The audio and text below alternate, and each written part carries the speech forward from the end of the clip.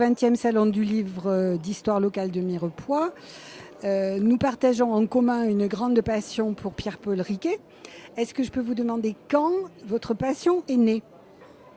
Alors ma passion est née un petit peu par hasard, ou plus exactement à travers la rencontre avec une association de fous de Riquet et de son œuvre qui souhaitait que soit fait un film sur ce personnage.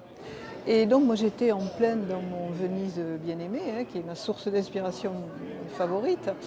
Et donc à la suite de cette demande, avec le réalisateur, Jean Périsset, nous avons commencé à travailler sur le personnage, à enquêter. Et là, je me suis aperçue que le personnage était d'une richesse, que son aventure et que son siècle étaient totalement dignes d'intérêt et ils m'ont totalement inspirée. Voilà comment est née ma passion pour ce thème. Alors vous êtes co-scénariste de ce documentaire que nous avons eu le plaisir de présenter à Mirepoix en avril dernier. Absolument. À partir de quel moment avez-vous aussi conçu le projet d'écrire parallèlement au documentaire ? Je dois dire que c'est venu vraiment en même temps. Ça a été simultané. Disons que nous avons mené ce travail d'investigation dans les archives, notamment les archives du Canal du Midi, ensemble, sur les lieux également, les lieux de la création, puisque certes il est question du Canal du Midi, mais aussi d'autres créations. Et donc, au fur et à mesure, ce personnage me devenait de plus en plus familier, de plus en plus proche. J'avais envie et donc d'en raconter plus. Donc c'est venu vraiment en même temps. Les deux travaux ont été menés de façon simultanée. Très bien. Nous avons eu la chance d'avoir déjà des biographies de Pierre-Paul Riquet. Nous avons donc accueilli avec plaisir un roman historique, c'est-à-dire le livre qui a la double qualité de l'histoire et du roman. Un point de vue très particulier. Qu'est-ce qui vous a aussi déterminé sur ce point de vue très particulier, que je ne dévoile pas ? Voilà, eh bien, écoutez, peut-être le personnage était-il trop impressionnant d'une certaine manière pour qu'il soit directement, enfin du moins pour que je puisse raconter son histoire à la première personne, comme je le fais presque toujours dans mes romans. Donc j'ai préféré traiter ce personnage en miroir, si on peut dire, avoir un grand témoin de cette aventure. Alors, grâce à la réussite de votre documentaire, donc, de Jean Périsset et vous-même, j'espère aussi, grâce au succès de ce roman, vous allez pouvoir avancer sur le projet.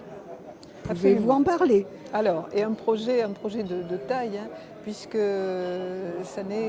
c'est tout simplement la réalisation d'un film de fiction qui sera inspiré par le roman, bien entendu, et dont le rôle-titre, alors là, c'est un petit peu une surprise sans l'être, puisque le comédien s'est déterminé d'emblée, lorsqu'il a participé au film documentaire, pour incarner qu'il a complètement séduit. Je crois que Riquet est un grand séducteur quelque part, puisqu'il séduit aussi bien un réalisateur qu'une romancière et qu'un...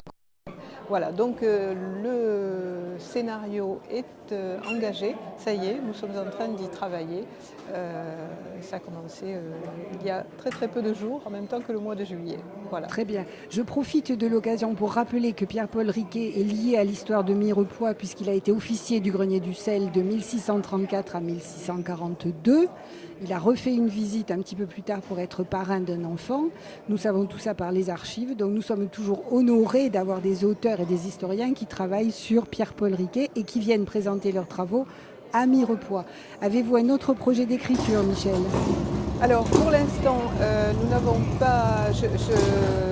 Là, nous sommes engagés dans ce scénario, mais c'est vrai que parallèlement, là je m'éloigne de Riquet, puisque je reviens à mes premières amours, c'est-à-dire Venise, et je suis en train de reprendre un rôle donné justement pour Riquet, ou mis de côté plus exactement, qui se passe à Venise au XVIIIe siècle, parallèlement à ce travail de scénario. Donc de Venise à Mirepoix et au bord et en Languedoc, il y a toujours un canal dans l'histoire. Absolument. Voilà.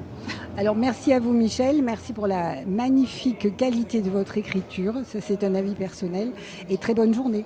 Merci à vous et merci à Mirepoix.